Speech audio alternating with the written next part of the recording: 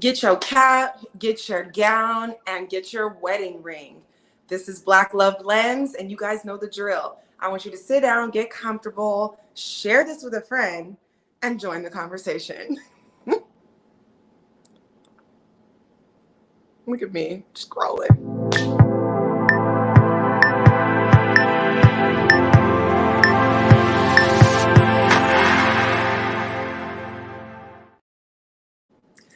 Happy Tuesday and welcome to Black Love Lens. Yes, we normally come on Wednesdays, but today is Tuesday. You know how we do. Cap, gown, and wedding ring. Eboni K Williams is at it again, and she's sharing some information. So you guys know I'm not having this conversation by myself. So let's get the brilliant Nyatu Marvel, dating and relationship consultant, to the stage. Am you in there? There we go. You're on mute.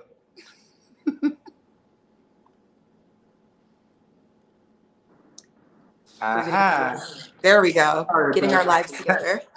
Hey, Jamie, happy Thankful Tuesday. It's a great day to be thankful. Agreed. I'm very thankful. I put my thing on here backwards, so now you see my hand all up in it, but that's okay because the message is still going to be real. Happens to the best of us. Technical difficult. You're the star. You're not supposed to be having to be the camera woman anyway. We can get you a camera person over there. And so you don't have to worry about production. You can just, immerse yourself in the genius of the advice and the perspective that you're sharing. I pray that over your career and your platform and your movement. See, a man who gets it. It could all be so simple. Absolutely.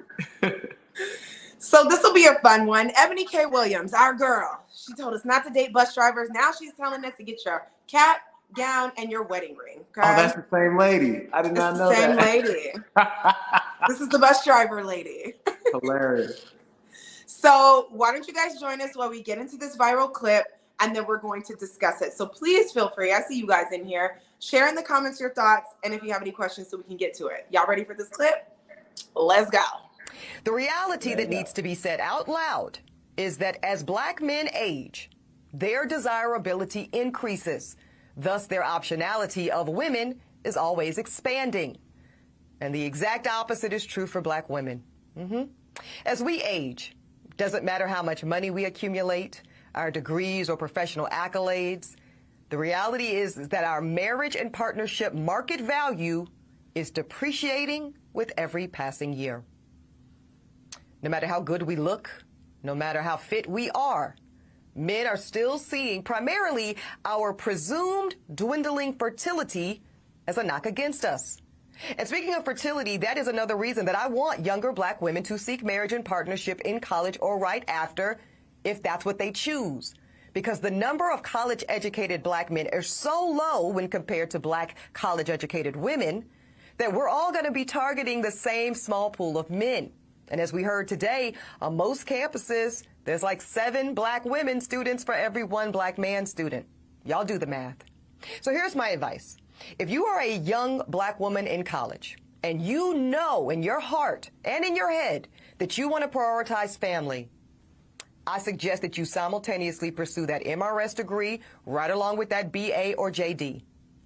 Because the handful of Black college-age men that actually do desire to get married soon, and they do share that value system, and family is a priority for them too, y'all, that is an incredibly small pool, and it's shrinking as you get older.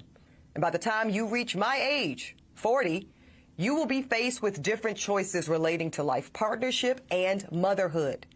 Now, I'm not saying that delaying marriage or motherhood is a bad option, but it's one that comes with its own consequences. And our women deserve to know on the front end of their decision making instead of on the back half.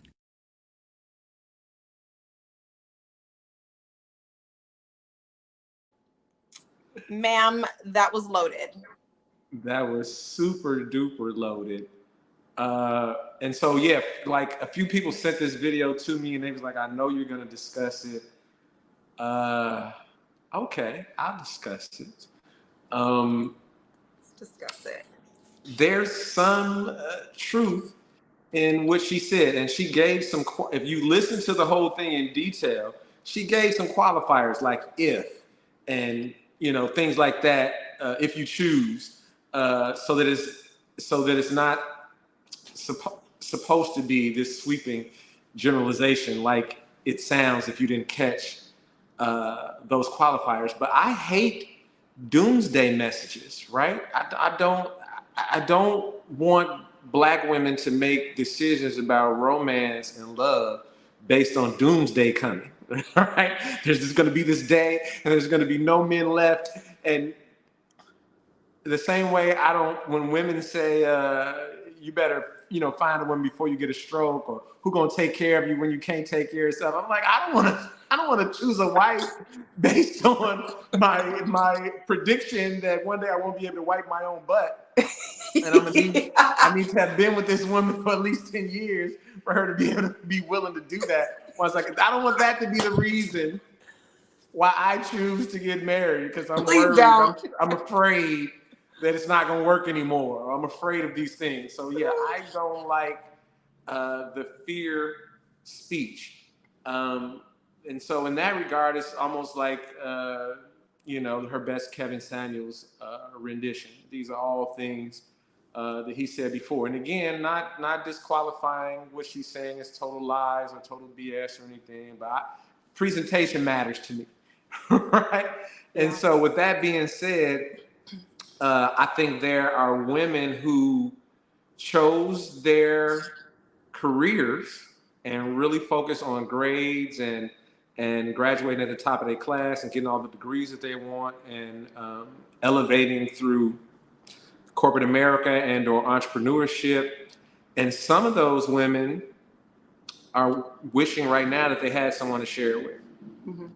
Some of those women feel like because they chose their career and because they chose school and because they made the choices that they made, that it's more difficult for them to meet a mate on their level at this point.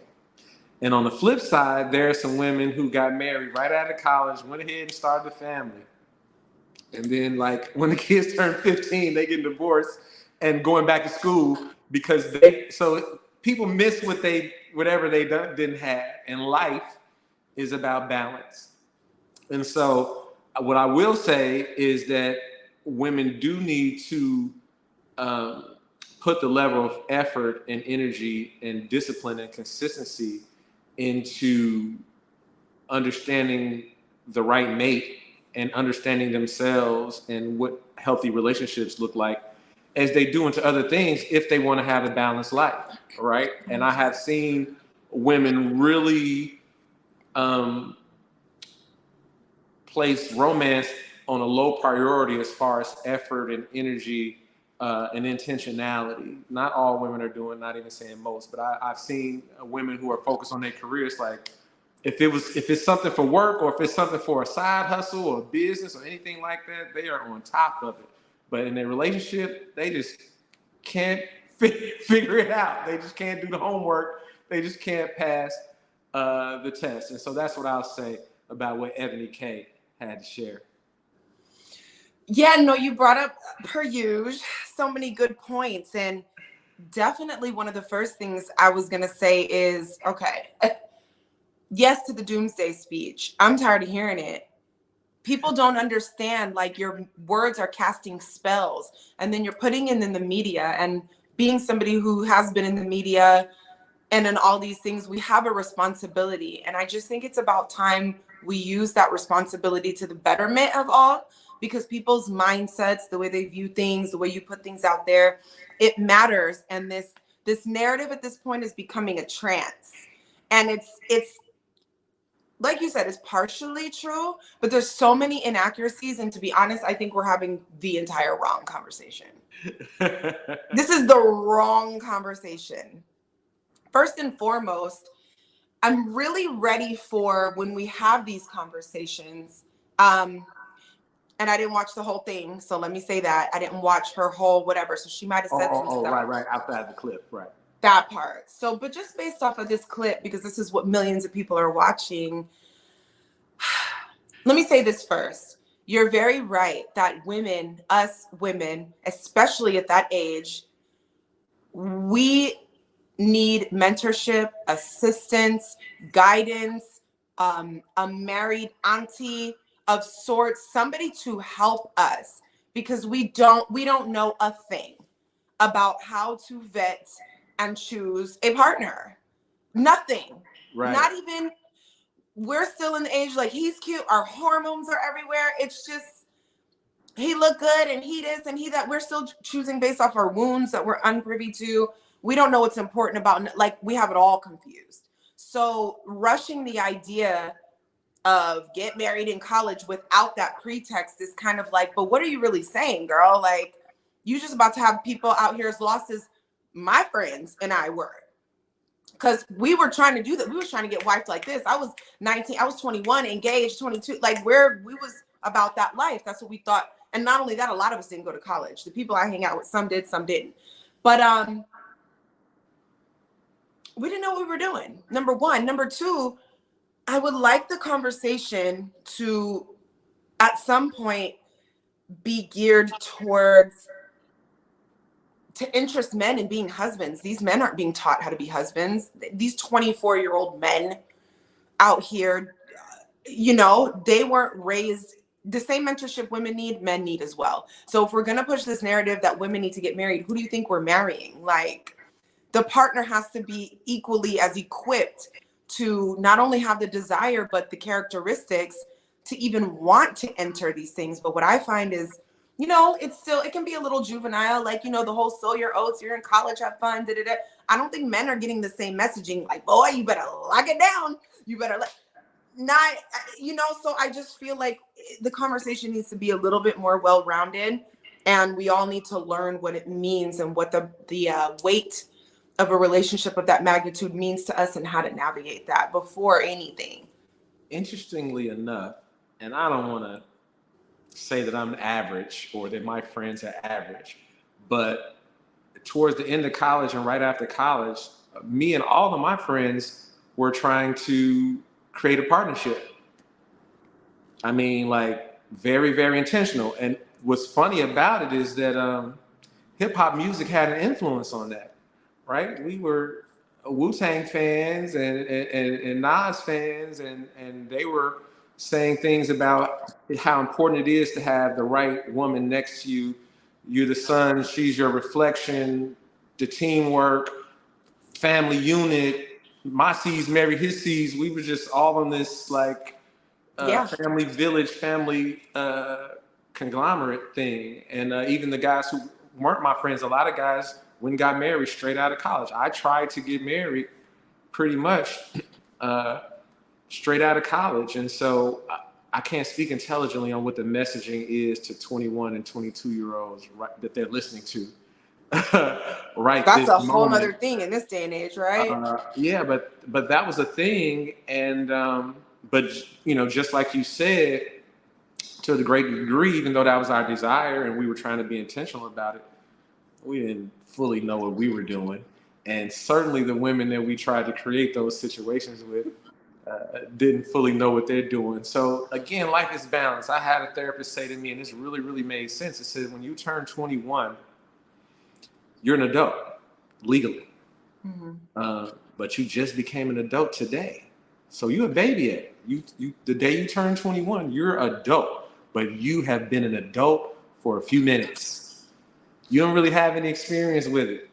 And so it's highly unlikely that you fully know yourself at 21 enough to assess whether or not the person standing in front of you is right for you for the very long term, nor have the tools and the experience to be able to curate that for yourself, on one hand. On another hand, I'm 49 right now, and I really wonder if, I wouldn't say easier, but maybe more suitable to create a permanent relationship a lot earlier than right now, because people do have a lot of traumas, and because so much time has gone by. I used to be in a relationship with a woman, and she had been married for 15 years and and really only had one relationship before she get married. So she was like, I don't have any experience. I feel like everybody. And I'm like, ain't nothing out there but bad dates and sexual assault. And I'm like, I don't know that you missed anything. Like, seriously. And so, when I look at the rhetoric out here and look at the conversations and the topics and how upset people are and how resentful people are towards the opposite sex and resentful people are about their experiences, I wonder if the canvas was more blank, and even though you had less knowledge and maybe knew yourself less, that it balances itself out because you're not carrying so much luggage with you. I mean, I agree with you. I feel like it's possible. I think that's part of it. But what do you think about this? I feel like at the end of the day, you still need to learn how to unpack, even if you are married. Because what are you going to do when your husband over X amount of years irritates you or messes up? When we're talking about getting married at 23, I'm not saying people will cheat. There's some people who really don't cheat. But I'm saying in the event of, or there's so many things when two people are growing together from that early on, where I really kind of feel like baggage is going to come along anyway. So I still feel like the same skills and tools that are required are going to always be required to release and to not, because most of us are hanging on to baggage through relationships and experiences to like keep ourselves safe, to be on the defense for what could possibly come. You start to build up thoughts about the opposite sex, I think, just as much as you could build up thoughts about the person you married. So it still kind of just feels like you're still going to get that lesson in learning how to pack light and forgive and not live with resentment, unpack your bags. Right. Just from within inside of a relationship instead of from outside of a relationship. So here's the thing. Nobody's born with the tools. Nobody's born with the knowledge. Like you said, people need mentors. They need resources. They need advice. So it doesn't have to be the married auntie. That relationship therapy, counseling, coaching is available right now. You don't have to wait till things go terribly wrong in your relationship to get some assistance. If you connect with somebody and you believe that it could go somewhere and you want it to go somewhere, why wait until you run into big problems? Why not let somebody assist you? Because there are so many things that when a professional introduces you to, you're like, oh man, wow, if I had known that, like seriously, like some of it is harder, knowing is only half the battle. You have to get the practice in, but some stuff just knowing alone, just having just somebody giving you that map alone will work things out for you. So you could do that at 22, 23, 24 years old, that's what's available out here. And so I just think that when we're younger, sometimes we're more fearless. The biological clock isn't ticking.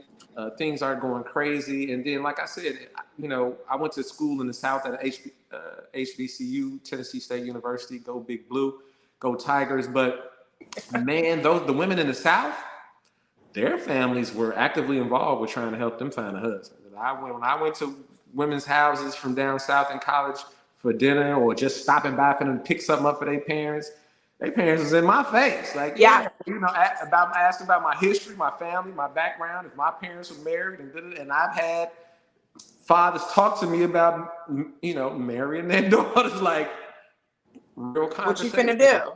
Yeah, I believe those women were under pressure to find a husband in college. And so again, I don't think one extreme or the other is the answer. I think the answer is somewhere in the middle, and I don't think it's universal. I think some people may need to wait till later on, and some people need to go ahead. And so the one important thing that she said is if you choose, if you choose. But, if you wait till you're 49 to get married, you probably won't get to see your 50 years anniversary. There are people who are celebrating 50 years. That's so amazing to me. It's amazing.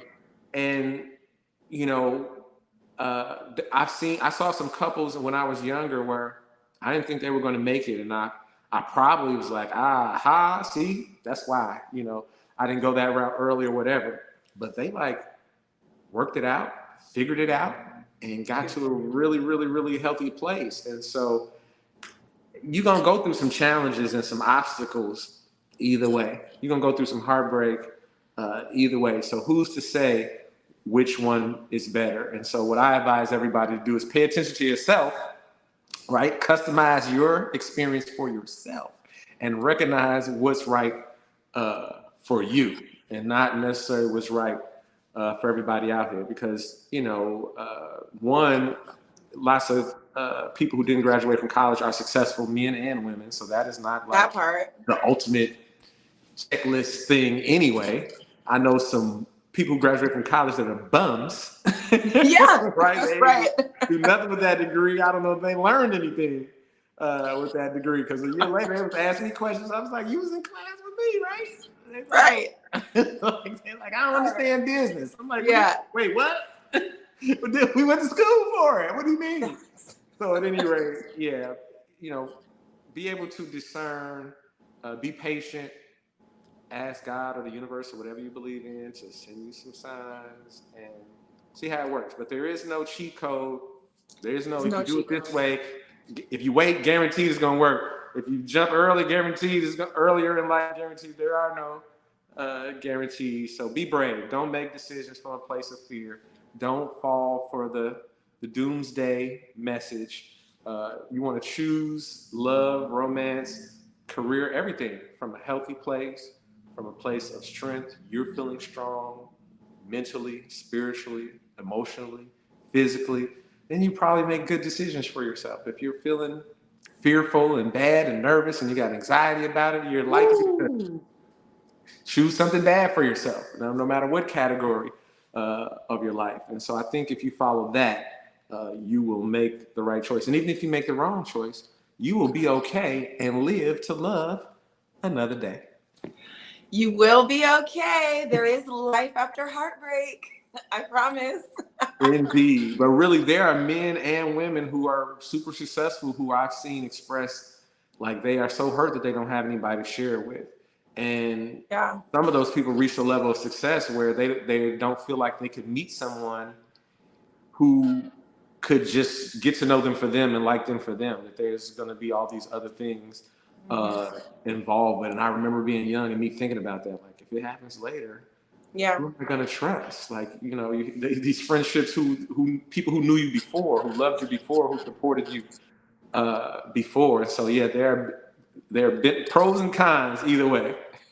That's what I was gonna say. I actually wrote that down. She said if you choose to delay marriage, basically it's a road that comes with consequences and such as, and it's kind of like both sides do, because like you said, there's some people who got married early and they're like, if I could do it again, I would have waited. And that's fair. And then there's people, I don't know, like myself, I didn't go to college. So I did kind of always look at the experience like, that looks cool, but I hated school so much. I was ready to just hit the ground running, do real estate. I was with somebody at the time, but again, I was just so clueless.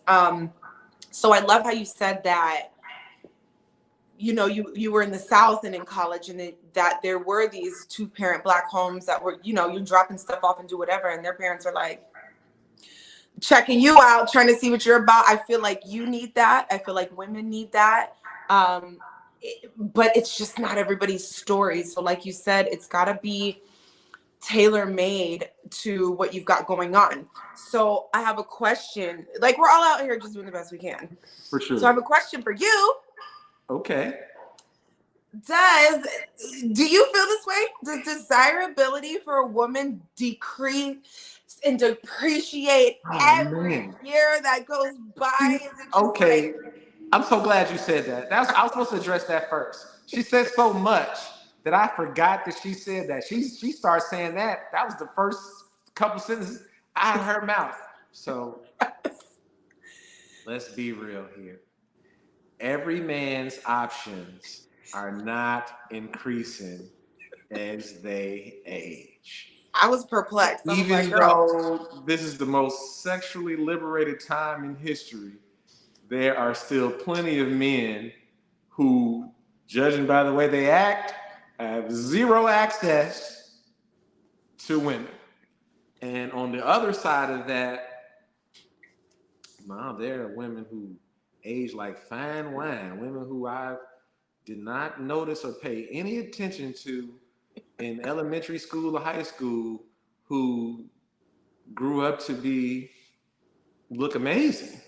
And so, I guess if there's a biological clock, if you want a family, that to some degree can play a role, because people don't want to be grandparents age having children. Some people don't necessarily want to be grandparents age having children. Obviously, as women get older, the dangers of having a child increases. So I guess scientifically, from that standpoint, there's something to think about. But this sweeping generalization that men's options increase when they get older is a myth.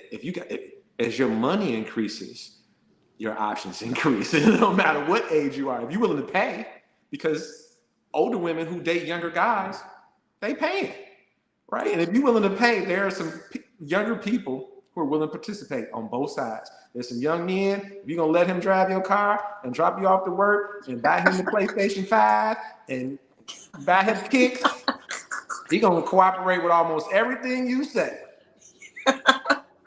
A young lady, if you taking her on trips that she can't afford already and that she's never been, and you showing her life in ways that she's never been in, yeah, she's on board. But that works both ways. And so, some men maybe will get mad at me because some people like to push the fear thing. So they want me to be on his end. Yeah, and you a used car, and you got 120,000 miles on you, and you don't have a USB connection. You got to use a key to start your engine. I guess. I don't want to date Jada Pinkett's mama, but man, Nicole Murphy. I mean, it's lots of women who have, So everybody young ain't looking great. I don't care which gender you are. I don't care what age group you are. It's gonna be some people that look good. It's gonna be some people that look bad. I hate to say this, right from a kid. Nothing to do with age. And so things change as we get older. Dynamics change. As things change. That's just life. But should you be, again, losing sleep, trying to adjust every aspect of your life because you're trying to beat this weird clock, and you're buying into these sound bites that are floating around social media that are not necessarily true. That there are lots of men my age that would love to find the right woman for them, no matter what age she is. Yeah. No matter what age. Right woman for me. That's what I want. The right woman for me. Yeah. I don't care. I'm like, God, give me the right one. But I need her to be 29. I don't even like 29-year-olds. But but a lot of men do. So I don't think I represent most men in that. Maybe most men, I don't know, but maybe most men like younger women. I like fine women my age, and there's plenty of them. So I don't have to see a tight body or to see a great looking woman. I don't have to look for a woman in their 20s. There are women who are my age who look amazing. So I don't subscribe to that. Some people do, some people don't, but you only need one person. That's what you have to, if every man on the planet Earth is looking for a younger woman, except the one that's for you, that's all you need. Doesn't matter. I'm good. Don't get caught up in what the majority is talking about, because you ain't about to marry the majority. Just one. You're about to be with one. Or if you poly, maybe 3. Right. But you still don't need everybody. You definitely don't need the majority. So don't get caught up in what the majority is doing, saying, or talking about, or saying that's what they prefer. 9 times out of 10, your algorithm is feeding you whatever's going to make you anxious, and keep looking. And that part. Don't get caught up in that. Because when you're anxious and separated from yourself and from counterparts and from you're an easy target. Sure. I was reading statistics, and it's like women are drinking more wine, there's more drug use, there's more alcohol, there's a lot of stuff going on, and these are markets. And at some point you guys are going to have to realize that this is marketing. and has nothing to do with what men really want and what women want. Because I ask guys all the time, I'm like, let's be real. Are you experiencing this in real life? And the majority of the time, it's no. I never meet men that are dissing me for my age or in my face. Like, I want women that are, nobody's, it's got to be what's for you. Now, there are guys who like younger, this and that, and then there's reasons for it. I know women my age, and sometimes me, I like guys younger. I've always attracted men younger than me, and you know, you like it, I love it. It's gonna be what it's gonna be for whoever. However, I totally agree. There's no blanket statement about that. It's only like fear mongering. Like, I'm getting up there. Like, what does that even mean? Like, take care of yourself. To be honest, half of us, if we never told our age, y'all wouldn't know anyway. You wouldn't. You know what I mean? So it's just like, I want us to just start to look at these things a little bit more objectively and a little more sense in our mind. I know there's a lot of stuff going on, but at the end of the day, you know what I like to say? It's you. If you are experiencing these guys that are saying crazy things or stuff you don't like, it's just time for you to make personal adjustments. And that should make you excited because it's in your power. Not because homegirl said it and it's the majority, but because there's just something you got going on that's aligning with that by choice. And you just got to make a different choice. Right. It's powerful. So, you know, one thing she said that I felt was a little bit of a diss, and I don't know if you felt that, but she was like, I kept feeling like she's like, there's barely any black men in college. The black men in college is this many to all the black women in college. There's no black men in college. I'm like, girl, so simmer down. I didn't take it as a diss because as young black men, we were spouting those numbers too. Excited about it. Like, man, it's 11-1. What? And Bob and Joe, some goofies. So I got, it's 30 to me, you know. I'm going to take more than my shares. Yeah. To just me. We were excited about that. But again, that is based on the premise that only men who go to college are successful, and that women who go to college should only desire men who go into college. And so that is not the case. You know, they need to bring the trades back to schools. That there are people making tons. I know a guy with a degree in finance who left Chase and is like making $200,000 with tow trucks. You know what I mean? Like, he's not using his degree at all. In fact, he ran from what he was using his degree for to do something else, and is equally and or more successful doing something else. And so, yeah, you know, yes, there are more women in education than there are men, and it's even more disproportionate, unfortunately, amongst black men. But that is not, you know, the end all be all. There's so many relationships that I've seen that look, you know, when I was trying to base my relationships based on what looked good on paper, oh man, I was miserable. Seriously, men and women alike, and that's the whole thing. Miserable. I'm like, she's a college graduate, and this many relationships, and that's gonna make it. It can't escape. I boxed the perfect relationship in. I caught it. I trapped it. Yep. No. Like, not even close. But thank you. After so long of that box, I was like, I'm doing everything outside the box. I ain't messing nothing in this box ever again. Throw the box away. Throw the whole box away. Throw the whole box away, man. Nothing on a resume is a prerequisite for healthy relationships. Except being a healthy person. Yeah, so it might be on your list of desires, and it might make sense to you logically and all that. Whatever. Mm-hmm. It don't have nothing to do with conflict resolution skills. It has nothing to do with the ability to love unconditionally. It has nothing to do with the ability to be empathetic. Nothing on your resume, nothing on paper, you know, gives you the necessities to curate and sustain a healthy relationship. So.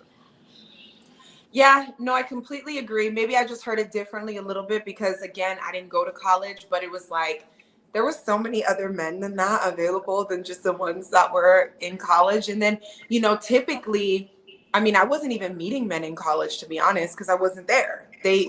It's kind of like a different, what is the word? Like a microcosm. Like that's a whole different Right. world. Right. You know, I was in corporate and I was going to work, you know, with 35-year-old man and I'm 19 or whatever. You know what I mean? So it was a different And world. half those women at the college was dating people 35 that wasn't in college. I went home with some women had kids. That part. Baby woke up like daddy. I was like, no.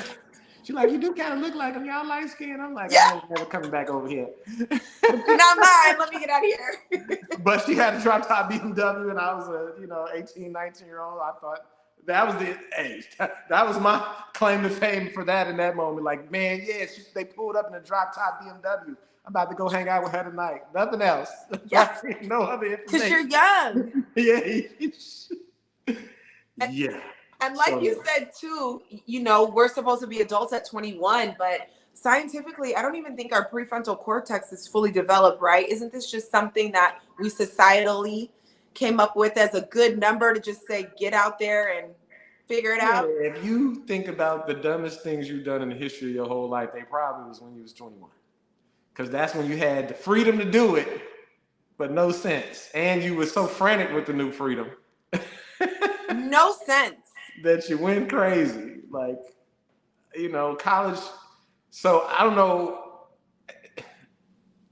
at black colleges at least, right? You'll have a freshman class come in and it'll be 1,500 freshmen. And then sophomore year, it's going to be like 1,000 sophomores from that class. 500 people not coming back. And then when you get to your junior year, it's going to be 750. Because 250 of them people ain't gonna make it all the way. And then when graduation came around, it was 500 people. At the college I went to, is usually 500 graduates and it's usually 1,500 to 2,000 freshmen. So, you know what I mean? You go to college and freshman, sophomore year, fall in love, and that dude might drop out. In fact, he's likely. But then you getting 1,000 more fresh meat. Right. But you don't know what they're gonna do. Either. So again, and graduating does not, make people successful. There's plenty of people with college degrees struggling with their bills every month. Yeah, again, majority of this conversation she had was like, negative statistics and fear mongering. I wanted to know what you thought about her saying only a handful of Black men share family values, like the desire to get married and all of that. Because sometimes it can seem that way, but sometimes it's not that way. It's just humans with wounds who don't know how to. So what do you think? I think that's nuance. I think that's depending on when you catch a guy in his life, what he wants to do.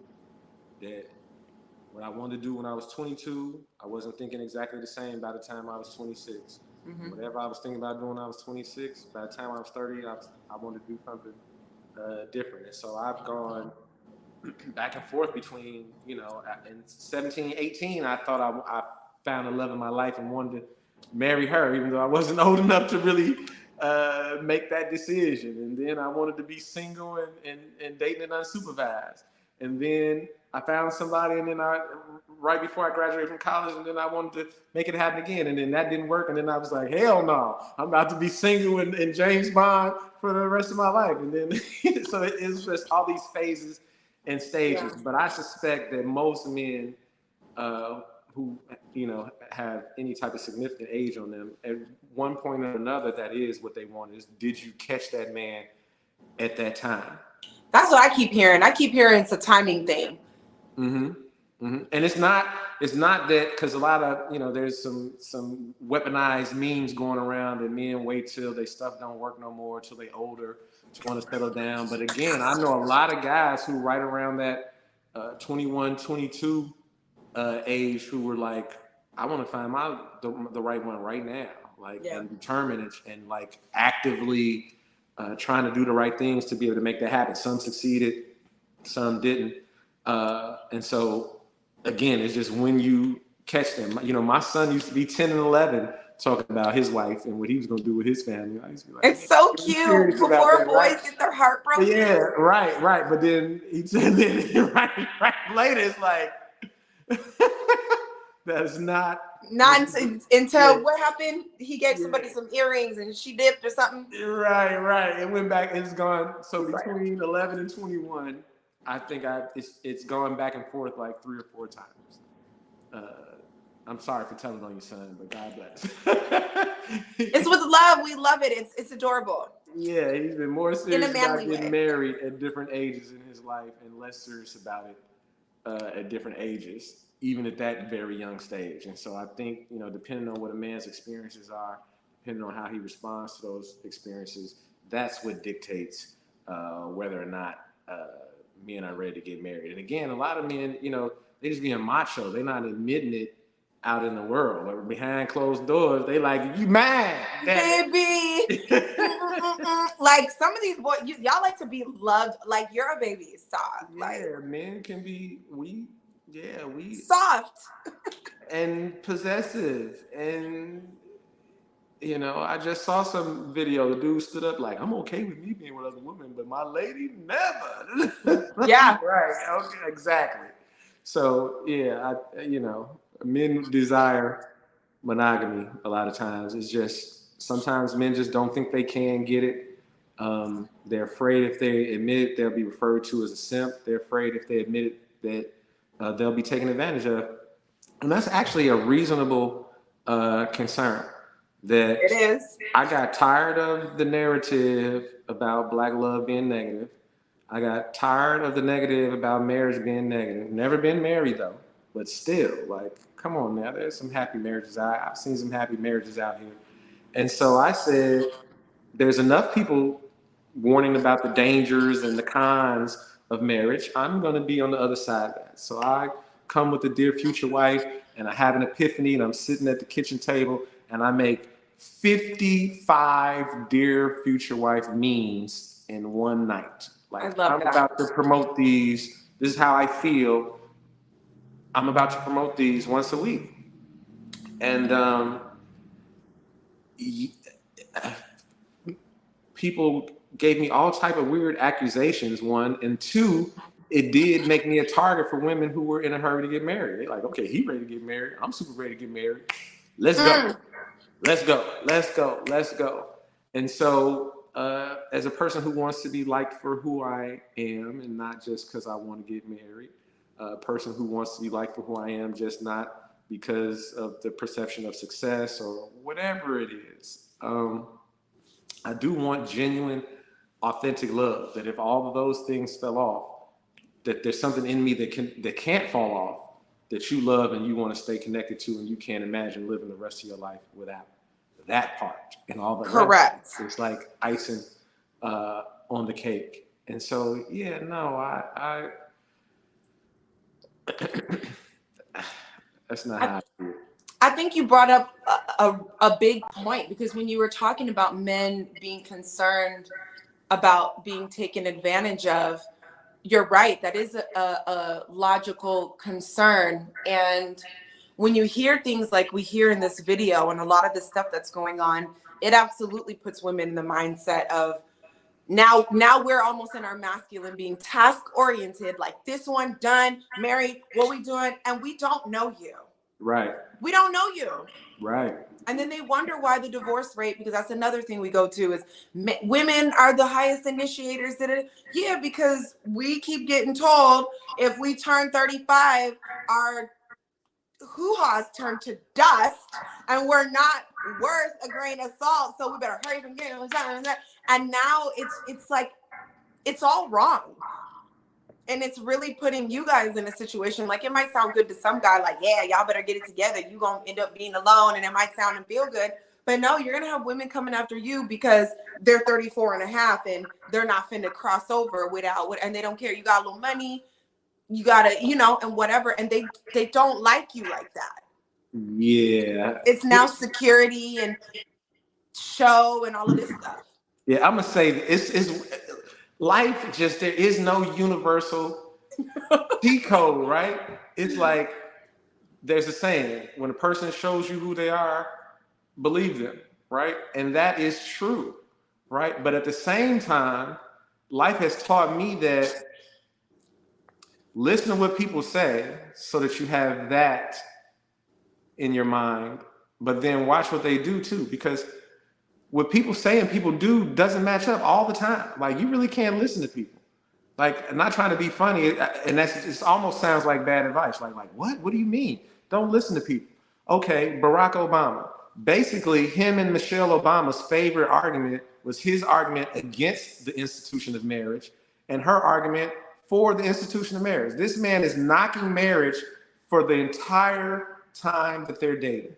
And then the way that he proposed was to start the 345th argument about marriage and then throw the ring out there and say, hey, I bet you that'll shut you up. So if you have been listening to him for however many years that they have been dating prior to the point that he proposed, you would think he don't want to get married. Yeah. Right? But Michelle Obama's like, he don't want to get married because of them other women or whatever his experience was before he met me, but he don't want to marry me. And she moved forth and she was right. And so, these are unrelated examples, but it's examples of not always listening to, like, if a woman tells me she wants to abstain from sex till she's married, I don't run from that, because maybe you are, and maybe you're not. Yeah, who knows? and the same thing with a woman who says she want to have as much sex as she can before she's married. She might have sex with you, and she might not. Who knows? A woman could be thinking as she's getting dressed, I'm about to put it on him tonight, and you say or do something so dumb at dinner that it dries up and she changes her mind. We don't know. So my buddies did a podcast a few weeks ago. I think I brought it up on the show, but I brought up a different aspect. But they were basically saying that every man who ever has gotten married to a degree was on accident, meaning he was not looking for his wife when he bumped into his wife. That he was really thinking he's just going to hit it, or that it was going to be a notch on the belt, or it was going to be some type of trophy or something else going on. Again, that's not to say that no man has ever been intentional about finding his wife, but many a man that part found his desire to be married and his wife while not looking, unintentionally and on accident. And so, yeah, we can't get caught up into the retort. A lot of women who swear they want to get married, put the right man in front of them right now, and they're going to sabotage that relationship to the death. But they're saying they want to be married. You cannot, it's easier to make a promise than it is to fulfill it. And so, yeah, you better take what a person is saying with a grain of salt, because we all reserve the right to change our minds tomorrow. And we do. In the next minute, in the next, and allowing people to get into your mind with the words that they say, because I've done that. I mean, I've been there, done that, and now I look in retrospect like, okay, I know exactly why he said that. People know when they can play with you, or when they can play you, or when you're getting hyped up, they want to talk, or they know you want to be married, so they say a lot of things about who they are and what they want in the future, and it has nothing to do with what's going on right in front of you, where they're at right now, and all of this stuff. So for what I feel like we always are bringing this back to at the end of the day is like, just do your work, do your self-work, and you won't have to worry about any of this stuff. Right. I'm not worried. Do I have my moments where I feel some kind of way? I mean, of course, like, as a natural human, but do I sit here in despair and think that I'm off the market because of my age, or that there's no good men left, or that there's all of these things? No, all I focus on is being able to see, hear, function, making sure I'm aligned, knowing what I desire. Like, we're always growing and moving, so it's just important to know who you are. You can navigate all of this stuff if you know who you are and you do your self-work.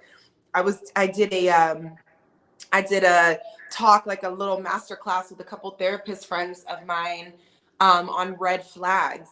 And there's so many things that we're missing and moving around and losing to because we want to.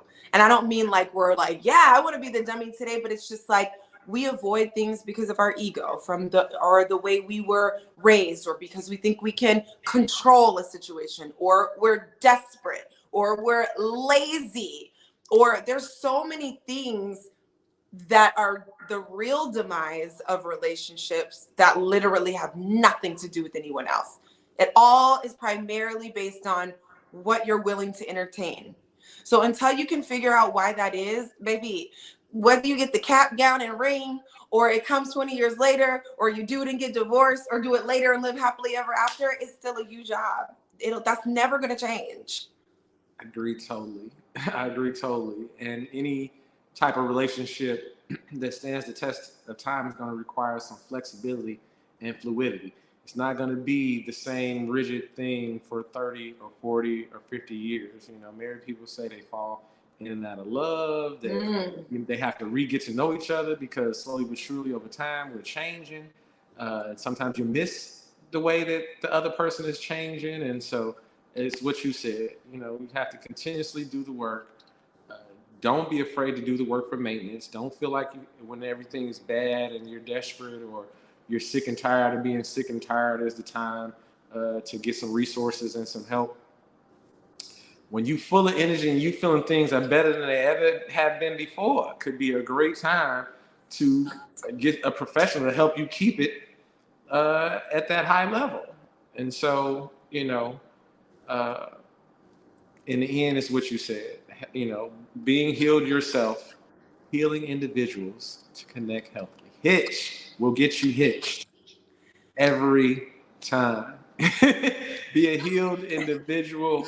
You can attract another healed individual, and y'all can connect in a healthy way. And if you're intentional and you know, I suggest you use all the tools. Read the books, work with a professional, you know, find Why a wouldn't you? mentor, all of those things to be Y'all successful. talking about college, you pay tuition, you get books, you got teachers, you sit up in there 8 hours a day, you got after clubs, you got all the You got an advisor who helps you college. pick your classes or tells you what classes you qualify Counselor. to take and not take, all of that. So you telling people to get married and not to prioritize their trade or their college or this, but what are we doing in action? We're prioritizing what you're going to do, what you're going to be great. This is where our time, energy, effort, and money goes into. But we're not putting time, effort, energy, and money into how to be a wife, how to be a husband, how to be our best selves, how to heal, how to grow, how to fix the cracks in the foundation of our personal self-love, what self-mastery means to us. We're not spending no dollars on that. Also, people change their major a lot in college, right? And so we don't factor that in, like that's acceptable in college, but not acceptable in a relationship, right? You're supposed to pick the one, know the one, and it work forever, right? But no, you're 18, so yeah, people go to college. I started off electrical engineering, and then I changed to business, right? I know some, you know, people who changed 3 times before they figured it out. And I don't think any less of them in any way, shape, form, or fashion. I'm proud of them for being brave enough to work through it, figure it out, and change if they know that they needed to change. If you know you're on the wrong path, by all means, get off that path. Pivot. Yeah, do something. Romantically, educationally, career, whatever it is. Don't be because we spent this much time doing it wrong, or we spent this much time on the wrong path. That's why we have to stay. Yeah. Do what's healthy for you, and you can't lose, because even when you lose, you actually win. Boom. For real. I'm just telling you, It's true. People, you know, people with the right attitude, man, when the relationship is over, they're thankful for the time that they had the relationship. They're also thankful that it's over. They believe that they can find somebody with all the great qualities that that person had, minus some of the things that caused them to not work out. And yeah, everything is going to be okay. Everything, the universe is working in our best interest. And, you know, whenever I see anything wrong with anybody else, I have created the habit of looking in the mirror. Like, wait a minute, you can see this in them. Are you not seeing it in you? Right? And I stop thinking about them immediately. Quick. And end up looking inside myself. No matter anything I notice about the outside world, I always check to see what's going on inside as it relates to that. And if you adopt that attitude, You're going to be okay. I promise. You really will. I promise. And that's the only way. And you'll learn. Learning is, again, I don't always love it. The breakups and stuff, they get challenging, but it's adopting that mindset along the way. Okay, look in the mirror, see how you contributed, what things look like, where you can, and all of these things. And it only makes you better. How could I not appreciate that? It's not about them. No. And, you spend the rest of your life putting question marks where God has already put a period.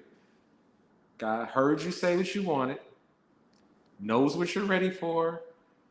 You just don't get to pick the route.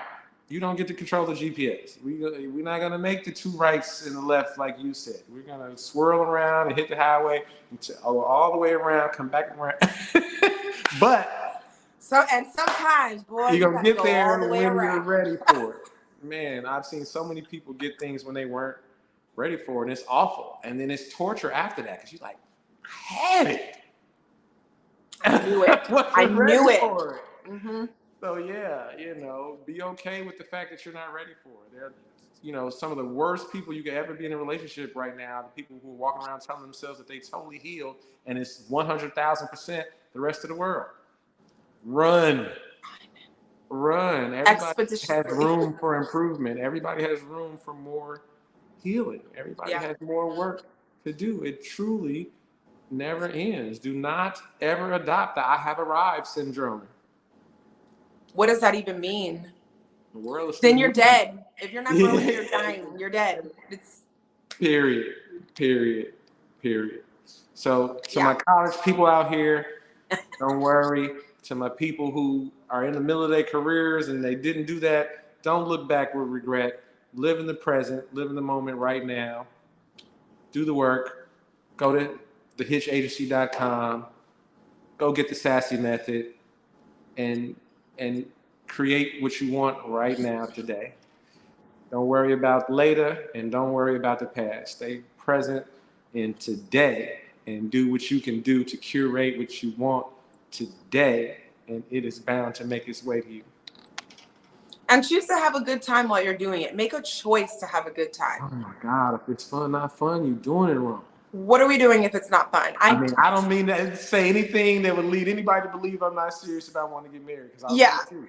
But have fun. During this time that I have not been married or that I don't get married, you better know that I am going to find ways to enjoy myself to the fullest. I can look back on any year of my life and be like, there was no fun, that somebody stole all the fun. You're doing it wrong if you're letting people steal all the fun. Life is there's too much out here in the world to not find ways to enjoy yourself.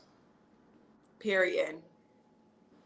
I concur. Happy Thankful Tuesday. Thankful Tuesday. Everyone. I have a speaking engagement tomorrow. I've been asked to speak at this event out here. Congratulations. That is so awesome. I'm excited. It's cool. I've been getting outside and being intentional about meeting people. Now that I've been here and I'm out of hermit mode, I'm like starting to creep out and have some fun. And I like the people that I'm attracting and meeting and the connections and stuff. So yeah, I plan on having a good time. Nice. I love when that happens. And me knowing you're going to kill it tomorrow. And that's going to get you the invite to the next thing. Right. And then when you kill that thing, somebody new is going to see that and be like, oh, we got to have you on this thing. And you're rolling. Next thing you know, you're booked and more booked. So yeah, that's the plan. And I just want to have fun. We're going to have fun. As you should. Nice. So thank you guys so much for tuning in. I hope you found value in this conversation. I actually do have a few things going on. And I don't know, maybe we'll talk offline too. But next Tuesday, the 10th, is National Mental Health Day. So I definitely want to do a talk. I definitely want people to submit questions. I have a couple of girlfriends who are therapists, myself. I'm a retreat leader. I don't know if you know what I mean? To just facilitate a quality conversation about what's going on. So I want you guys to stay tuned for that, and let's honor Mental Health Day as we should, just like anything else. You said that. I allowed myself to get booked next Wednesday is the 11th, right? The 11th. So we need to do that Tuesday. Okay, cool. Too. I love it. Look at I'm us. so Booked glad and busy. you said that, right? The flyer's in my stories right now. But yes, radio. It escapes me right now. KM something radio. But my girl Chrissy is killing it. And so we're going to talk about, because what's the name of the holiday that's coming up for men? Sweetest Day. Sweetest Day is on the way. I know everybody doesn't celebrate that all around the country, but all the women in Chicago need to celebrate Sweetest Day. What is that? Take your sweetest somewhere and make it happen. I have heard of that. Yeah, absolutely. It's like the Valentine's Day, but for guys. And so we're going to remind everybody a week in advance. I think it's like the 17th or the 18th. So we come on the 11th and remind everybody and give some tips on some things that some of these men out here will really appreciate, that won't break the bank and won't make you have to compromise your morals. Do something strange for a little piece of change. Don't have to do anything strange for a little piece of change, unless that's what you like. And then there's plenty of $40 out here. But no, we have gone at the hour and 1 minute mark. We have gone too long. Happy Thankful Tuesday. My ring light quit. Right, it got too hot and turned itself off. It's over. It's time to go, baby. It's over. See y'all on the next video. Peace.